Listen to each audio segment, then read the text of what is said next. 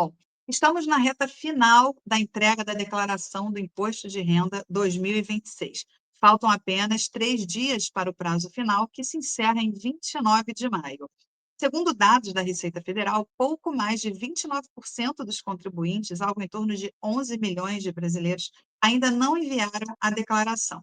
Até sexta-feira, muita gente vai viver momentos de tensão para entregar o imposto de renda dentro do prazo, mas muita gente ainda tem dúvidas. Para esclarecer todas essas questões, recebemos hoje o advogado tributarista Renato Mendes, do escritório Jorge Advogados Associados de São Paulo, com quase 2 décadas de especialização na área tributária. Boa noite, doutor Renato Mendes. Muito obrigada por aceitar o nosso convite. Um prazer ter o senhor aqui com a gente. Gente, olha, muito obrigada aí pelo convite, por me recepcionar, né, por nos recepcionar. Agradeço muito o doutor e o senhor, mas fique à vontade para tratar por você, né? Em 2026, às vezes a gente acaba prezando aí para uma linguagem mais natural, né? Então pode chamar de Não, você, tudo fique à bem, você. vontade. Muito obrigado. Então, acho que sobre Na isso que verdade, pode falar. Acho que sobre isso que você trouxe, acho que você já trouxe um ponto interessantíssimo, né? Tem ainda 11 milhões de declarações pendentes no universo de 44 milhões, né? Pois é, Estimado de 44 milhões. Então tem muita pois, água para rolar nesses 3 dias, né? pois é, Renato, vou chamar de Então, Renato. A gente pode tem falar. aqui uma série de perguntas aqui de Claro. telespectadores, e eu depois também tenho uma particularmente, porque eu não consegui enviar por uma razão muito, muito inusitada, mas depois a gente fala da minha dúvida.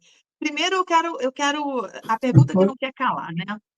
Por que que a maioria, quer dizer, a maioria não, por que que tanta gente deixa para enviar o imposto de renda na última hora? Claro, é assim, queira que não, às vezes a gente fala maioria e fica uma impressão que a gente está sendo ingrato, né, com o brasileiro, mas de fato é a maioria, né, a gente está aí, como você disse, é uma matemática, né, se tem ainda, né, um universo de 44 milhões, né, e tem 11, tem uma porcentagem relevante de pessoas, acho que não enviaram, né, mas eu penso em 3 razões, né, que são as principais. Acho que a primeira, que não é meu campo, mas eu ouso arriscar, é psicológica, né. O brasileiro ele tem uma relação muito difícil com o fisco, né? E aí encara a declaração como se fosse uma ameaça e aí acaba adiando, né? Que poderia ser uma simples prestação de contas. A segunda, ela é prática, né? Tem diversos contribuintes que esperam o último informe de rendimento, né? O demonstrativo do plano de saúde, o recibo do médico, e essa coleta de documentos ela acaba se arrastando, né? E aí tem o último ponto, que é o financeiro, né? Quem tem imposto para pagar sabe que o vencimento da primeira cota ele vai coincidir com o prazo de declaração.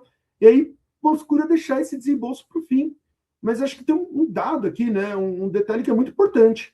Quem declara depois do dia 10 de maio perde o direito do débito automático da primeira parcela, né? E aí precisa pagar via DARF impresso, e aí a estratégia de adiar, né? Para adiar o pagamento, acaba tendo esse custo operacional que muita gente não percebe, né?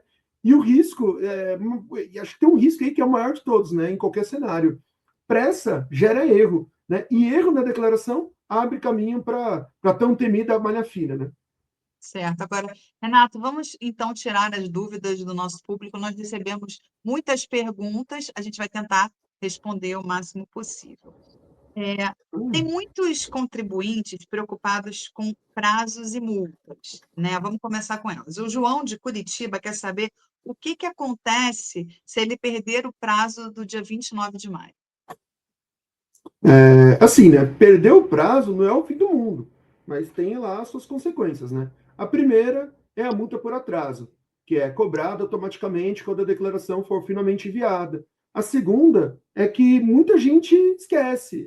O CPF fica com a situação pendente de regularização perante a Receita Federal. Isso bloqueia crédito, financiamento, passaporte, abertura de conta bancária, renovação de matrícula em faculdade e participação nos concursos públicos.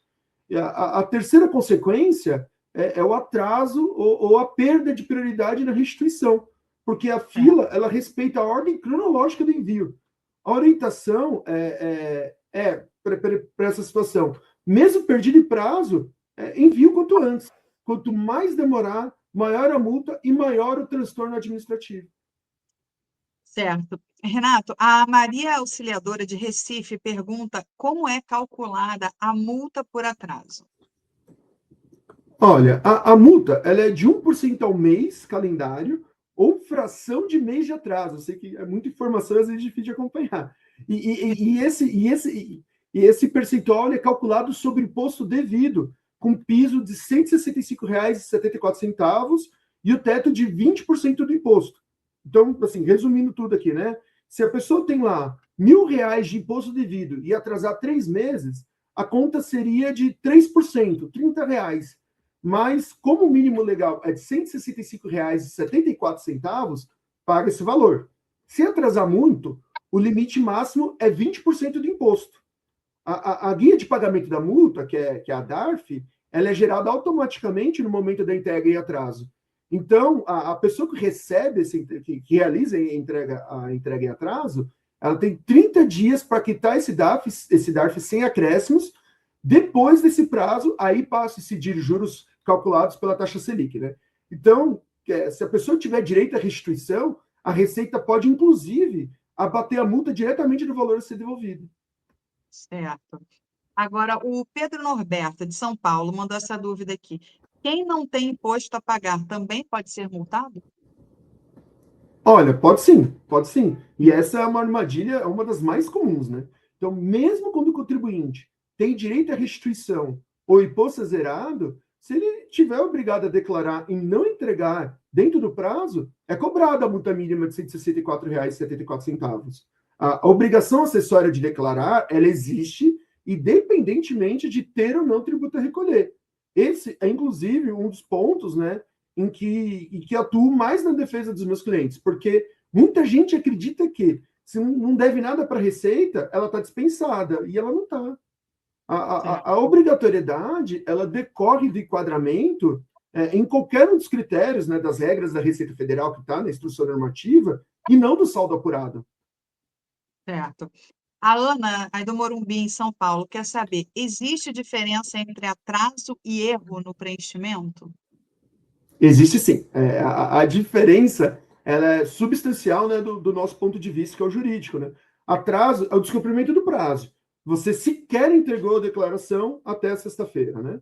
Que é o dia 29 de maio. O erro de preenchimento, por outro lado, ele ocorre quando você entregou no prazo, mas com informação equivocada. Né? Então, um valor digitado errado, uma despesa esquecida, um rendimento omitido.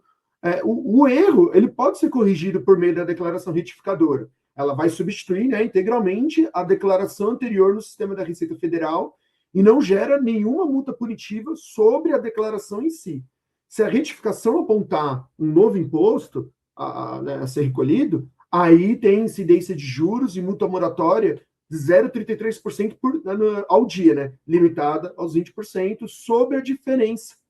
Mas se o contribuinte fizer isso de forma espontânea, antes de qualquer fiscalização da Receita Federal, entra em cena, né, um aliado que a gente chama, que é a denúncia espontânea, que é prevista no artigo 138 do Código Tributário Nacional.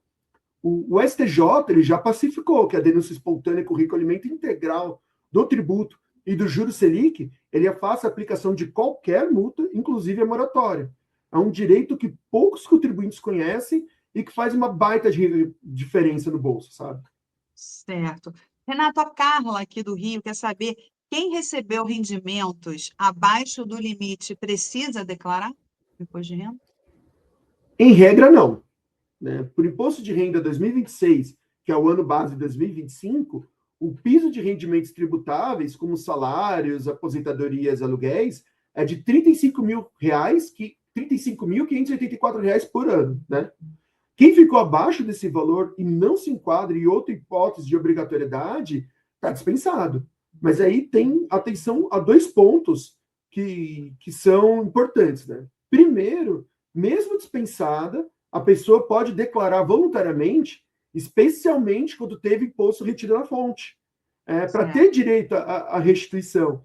E segundo, existem outros critérios além da renda. Patrimônio acima de R$ 800 mil em 31 de dezembro de 2025, ganho de capital na venda de bens, operações de bolsa acima de R$ 40 mil ao ano, atividade rural acima de R$ 177.920, ou recebimento de rendimentos no exterior. Então, basta se enquadrar em um único critério para ser obrigado. A renda é apenas um dos 12. Existem 12 critérios, parâmetros estabelecidos na instrução normativa. Certo. Olha, a Renata Fernanda, do Rio Grande do Sul, falou, inclusive, nesses R$ 800.000. Ela diz o seguinte: ela tem bens acima de R$ 800.000, mas tem pouca renda. Ela ainda não sabe se deve declarar. Olha, seguinte, acho que talvez para a Fernanda precisa sem exceção. A obrigatoriedade patrimonial ela é absolutamente independente do nível de rendimentos. Então, se 31 de dezembro de 2025 você detinha bens e direitos, né, imóveis, veículos, aplicações, contas bancárias, cujo valor total de aquisição ultrapassava R$ 800.000, você é obrigado a declarar. O que vale é o custo de aquisição informado, não o valor de mercado. Então, quem tem 2 imóveis modestos, um carro e uma poupança razoável, já costuma ultrapassar esse teto. Então, não declarar nessa situação é arriscar multa por omissão de declaração e despertar o cruzamento de dados da Receita, que recebe informações de cartórios, bancos e corretoras. Certo. O Rafael de Souza, de Campinas, pergunta: eu sou estudante com bolsa. Eu preciso declarar? Você conseguiu me ouvir? Aí, no caso do Rafael, vai depender da natureza. Eu tô. Não sei se o áudio tá. Para mim, tá seguindo. Perfeito. Depende da natureza da bolsa do Rafael, né? Porque bolsas de caráter estritamente acadêmico, destinadas à pesquisa, mestrado ou doutorado, concedidas, né, pelo CAPES, pelo CNPq, são rendimentos isentos e não tributáveis. E aí ela não gera, né, obrigatoriedade de declaração por si só, a menos que a soma de todos os rendimentos isentos no ano tenha ultrapassado R$ 200.000. Agora, as bolsas que representam a contraprestação por trabalho ou estágio remunerado, né, tem aí a natureza de rendimento tributável. Se a soma de tudo que você recebeu, bolsa, estágio, eventual trabalho extra, passou de R$ 35.584 no ano, né, em 2025, tem obrigatoriedade. Abaixo disso, fica dispensado, né, mas pode declarar voluntariamente para recuperar imposto eventualmente retido na fonte. Perfeito, perfeito. A Patrícia Queiroz, de Salvador, na Bahia, pergunta: quem fez operações na bolsa e não teve lucro, precisa declarar? Olha, Patrícia, as regras elas simplificaram nos últimos anos, né? E hoje são mais favoráveis para o pequeno investidor. Então, o investidor só está obrigado a declarar por causa da bolsa se, ao longo de 2025, vendeu ativos cujo somatório anual ultrapassou R$ 40.000, ou se apurou, né, ganho líquido tributável em algum mês, né? Como lucro em operações comuns, com vendas acima de R$ 20.000 naquele mês, ou qualquer lucro em day trade. Se as operações ficaram abaixo desses limites e não teve lucro tributável, aí você não está obrigado a declarar apenas por esse critério. Mas aí é o que a gente sempre fala, né? Tem que ficar atento, porque se você, né, for obrigado por qualquer outro motivo, precisa informar as posições de ações na ficha de bens e direitos e os eventuais ganhos isentos nos rendimentos isentos e não tributáveis. Certo, certo. E o André, de Presidente Prudente, quer saber quais documentos são indispensáveis. Essa é uma pergunta difícil, porque todos os documentos são importantes. Mas, assim, o que a gente orienta, né? É melhor separar tudo antes de abrir o programa. Né? Mas o básico, né, inclui CPF do titular e de todos os dependentes, inclusive recém-nascidos, informes de rendimentos fornecidos pelo empregador, pelo INSS e por outras fontes de pagamento, né? Informes de rendimentos financeiros emitidos pelos bancos, pelas corretoras, comprovantes de despesas médicas com CPF ou CNPJ do prestador, né? E para profissionais autônomos, o recibo eletrônico emitido lá pelo sistema Receita Saúde, comprovante de educação formal das instituições reconhecidas pelo MEC, documentos de compra e venda de imóveis e veículos de 2025, comprovantes de pensão alimentícia judicial e o recibo de declaração do ano anterior, que traz os dados patrimoniais já lançados. Quem investe em ações, criptoativos ou tem, né, aplicação no exterior, precisa ainda dos relatórios de custódia e extratos das corretoras. A declaração pré-preenchida, ela já ajuda muito, mas ela não dispensa a conferência linha a linha. Certo. Agora, Renato, a Juliana de Florianópolis pergunta o que fazer se o informe de rendimentos ainda não chegou para. Olha, a empresa, né, banco, a fonte pagadora, ela tem obrigação legal de disponibilizar o informe até o fim de fevereiro. Então, se não chegou, o primeiro passo que ela tem que fazer é buscar nos portais digitais do empregador, né, ou no internet banking, né, quase todas as instituições aí, elas disponibilizam eletronicamente. E aí, não conseguindo formalizar um pedido por escrito, né, e-mail vale como prova nesse caso, e se necessário, né, a gente não gosta quando chega esse ponto, mas registrar a denúncia na Receita Federal, que pode aplicar a multa à fonte pagadora omissa. Mas a sua declaração, né, da Juliana, não pode esperar. Né? Ela pode reconstruir os valores a partir dos contra-cheques, olerites, extratos bancários mensais. E aí a gente sempre lembra da declaração pré-preenchida, que fica lá no portal, o portal gov.br, para quem tem conta nível prata ou nível ouro. Né? E aí já traz os dados carregados diretamente pelas fontes pagadoras para o sistema da Receita. Perfeito. Quantas perguntas, né? Impressionante como tem, né? Como tem uma infinidade de perguntas aqui. Eu acho super curioso, porque o direito tributário devia tanto aproximar as pessoas, é uma coisa que está tanto no dia a dia das pessoas, às vezes a gente fala de trabalhista, a gente fala de penal, e a gente só vai lembrar do tributário quando chega no imposto de renda. Vou aproveitar, eu já vou continuar aqui com as perguntas dos nossos telespectadores, mas eu quero te fazer uma pergunta sobre o meu caso. Olha só. Claro. Na hora de enviar o meu imposto de renda, tudo certinho, na hora de enviar, apareceu que o meu CPF era do exterior, sendo que eu não moro no exterior. Eu morei quando eu era adolescente, fiz intercâmbio. Então, é um erro ou do sistema, ou em algum momento, enfim, isso foi preenchido de uma maneira errada. E aí, por isso, não pude enviar. Eu fui à Receita, eu agendei, eu fiz a retificação, fui muito bem atendida, fizeram a modificação, tanto do meu endereço, que estava desatualizado aqui mesmo no Rio de Janeiro, me tiraram uma foto nova, trocaram o sistema tributário, né? Acho que eles falaram que o que tinha lá era apenas que o sistema que eu estava constando era no exterior. Não é que tinha um endereço meu no exterior. Era apenas que eu estava no sistema tributário do exterior. Ok. E aí, de 3 a 7 dias, eu receberia um e-mail para que eu possa enviar, então, a minha declaração. Recebi esse e-mail ontem, às 18h44. Porém, hoje, ao tentar, já por 3 vezes, continua dando esse erro. A minha pergunta é: o que fazer? O que eu faço? Olha, Eu não sei. olha, eu falo para as pessoas, né? Dificuldade de imposto de renda na semana, no final do imposto de renda, é o evento canônico da convivência com esse sistema, assim, né? Acho que o Brasil é um país, né? Muito populoso e aí costuma acontecer esse tipo de coisa. O sistema nem sempre é bem parametrizado. E aí o que Mas acontece? Você realizou a correção e continua constando a mesma coisa.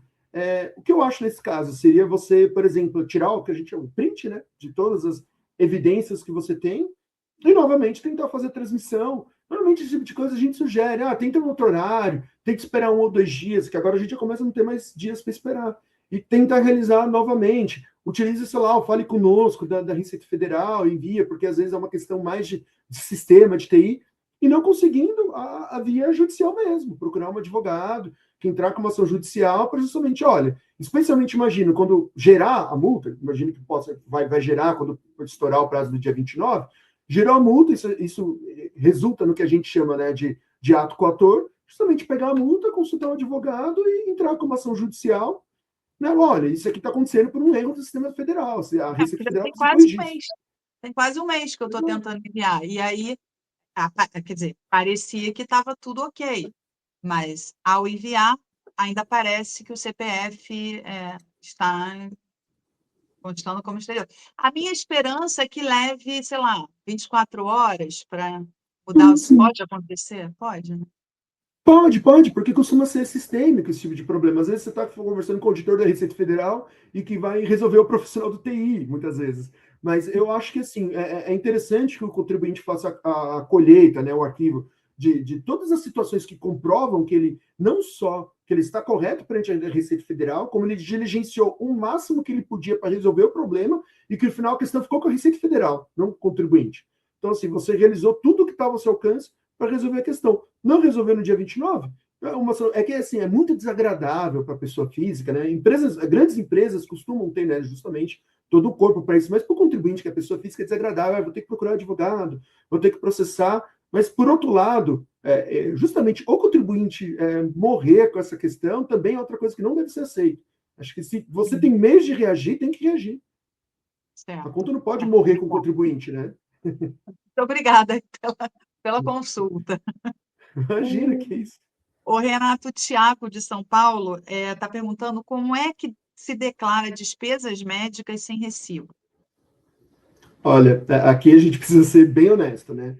Em primeiro lugar, tem que ter uns probleminhas aí, tem algumas coisas que a gente ficar atenta, né? Desde 1º de janeiro do ano passado, né, os profissionais de saúde autônomos, pessoa física, médico, dentista, psicólogo, fisioterapeuta, fonoaudiólogo, terapeuta ocupacional, eles são obrigados a emitir recibos exclusivamente por meio do Receita Saúde, né, que é vinculado à Receita Federal. O recibo em papel, que é emitido por esses profissionais, ele perdeu a validade fiscal para o fisco já. A boa notícia é que esses recibos eletrônicos eles chegam automaticamente na declaração pré-preenchida do contribuinte. Aí, se o profissional não emitiu o recibo digital, o paciente não pode ser prejudicado pela falha do terceiro. E aí ele pode declarar a despesa de forma manual, desde que tenha a prova robusta do pagamento efetivo, né? Transferência Pix identificada, extrato bancário com data e valor coincidente. Aí o risco de malha fina, ele aumenta nesses casos, sim, mas o direito à dedução que ele é assegurado pela lei, ele permanece. E aí as glosas automáticas por ausência de recibo eletrônico, elas são contestáveis administrativamente. E aí, de todo modo, nunca a recomendação para todos os contribuintes é nunca declarar uma despesa que não tenha comprovação alguma, né? Porque a penalidade por simulação ela é bem séria. Certo. Renata, a Beatriz, de São Paulo, pergunta se é obrigatório declarar contas com saldo pequeno. Depende do que ela considera saldo pequeno, né? Mas Muito a relativo. declaração de. Exatamente. Mas tem um número, existe um número.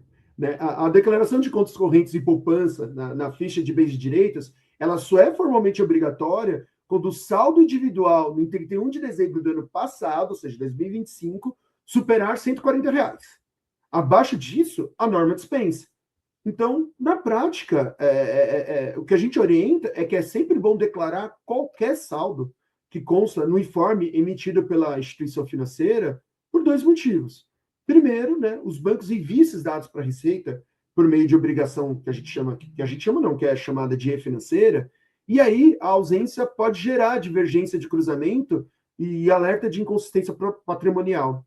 E segundo, a poupança e aplicações como CDB, LCI têm rendimento próprio, isentos ou tributados na fonte, que precisam ser informados nas fichas de rendimentos, independentemente do valor de saldo. Então, declarar a conta com saldo pequeno custa zero e evita dor de cabeça. Perfeito. O Felipe de Jaú quer saber como declarar imóveis comprados ou vendidos em 2025. Aqui a gente tem que ir por partes, né? Quem comprou imóvel em 2025, e aqui é uma resposta que ela é cheia de detalhezinho, né? Ela inclui um novo item na ficha de bens e direitos, grupo 1, né, que é bens imóveis, com código específico da propriedade. Aí, lá no campo de discriminação, você descreve o imóvel com endereço, matrícula, dados do vendedor, forma de pagamento e, se financiado, o banco e a data. A situação, em 31 de dezembro de 2024, o campo fica zerado. E aí, em situação, em 31 de dezembro de 2025, ele lança o valor efetivamente desembolsado no ano, incluindo entrada, parcelas pagas, ITBI e custos do cartório. Quem vendeu, mantém o imóvel na ficha, reporta o valor histórico em 31 de dezembro de 2024, zera em 31 de dezembro de 2025 e descreve a venda na discriminação com os dados do comprador. E aí tem um ponto crítico. Se teve lucro na venda, o ganho de capital tem que ser apurado lá no programa GCAP 2025. E o imposto é recolhido via DARF até o último dia do mês seguinte à operação, não da declaração anual. Então, quem perdeu esse prazo deve recolher agora com juros e multa. Mas mesmo assim, é melhor do que ser autuado depois. Os dados do GCAP, eles são, então, importados para a declaração de ajuste anual. Certo. Renato, o Fernando Maruiana, de Rosana, oeste de São Paulo, pergunta qual é a forma mais segura de enviar a declaração. E aí já vou incluir a pergunta da Fabiana Lopes, de Santo André, que quer saber se o aplicativo da Receita é confiável. Olha, é bem curioso esse tipo de questão que eu fico pensando, né, na segurança institucional que a Receita Federal está passando para as pessoas para elas chegarem a ter esse ponto de dúvida, né? O que demanda aí uma atuação da Receita Federal para conseguir esclarecer o cidadão comum, né? Mas, assim, os Sim. 3 canais oficiais são todos seguros, né? O Programa Gerador de Declaração, que é o PGD, instalado no computador, o portal Meu Imposto de Renda pelo navegador dentro do ECAC, e o aplicativo oficial para os smartphones. Os 3 se comunicam, então a pessoa pode começar a declaração em um e terminar no outro. Né? O ponto crítico de segurança é nunca clicar em link nenhum de e-mail, SMS ou WhatsApp que prometa, né, consulta de restituição, regularização de malha fina ou envio de programa para download. A Receita Federal ela não utiliza esses canais para comunicação direta. Então, a pessoa sempre tem que acessar digitando o endereço gov.br/Receita Federal diretamente no navegador ou o app das lojas oficiais, né? Que é o Google Play e App Store. O golpe tributário digital, ele virou uma epidemia, né? E esse cuidado é realmente importante, tanto quanto a própria declaração. E para a dúvida da Fabiana, acho que é importante dizer que o aplicativo da Receita Federal é 100% confiável. Ótimo, muito bom. E a Larissa, de Campo Grande, está preocupada com o seguinte: ela ainda não enviou e ela quer saber o que ela faz se o sistema estiver instável. É uma pergunta que se relaciona com a sua, né, no final das contas, porque no seu caso é uma estabilidade de sistema. Então, quer queira, quer não, você for. Assim, muitas vezes pode ser. Ou quer queira, quer não, é um problema que é da Receita e não é dela. Tal como o seu caso, né? O problema é da Receita, não é dela. Então, Porque o a meu instabilidade. está constando regular, está dizendo assim, situação regular. Tá? Regular, está tudo, né? Só que na hora de Então, enviar, ele. Meu erro. exato. E isso acontece com muitos contribuintes. Eu sempre brinco, né? A instabilidade nos últimos dias do prazo é um evento canônico na declaração de anual do imposto de renda. E é importante, nesse caso, como eu disse, tentar em horários alternativos, madrugada, início da manhã, e ter o PGD instalado no computador como plano B, já com a declaração salva localmente. Do ponto de vista jurídico, aí foi o que eu falei, né? Tem uma proteção importante. Se der pane generalizada nos servidores da Receita Federal, que definitivamente impeça, né, de enviar, o fisco não pode imputar essa responsabilidade por falha do seu próprio aparato para o cidadão comum. Então, aí já tem muito precedente judicial de afastamento de multa nessas situações.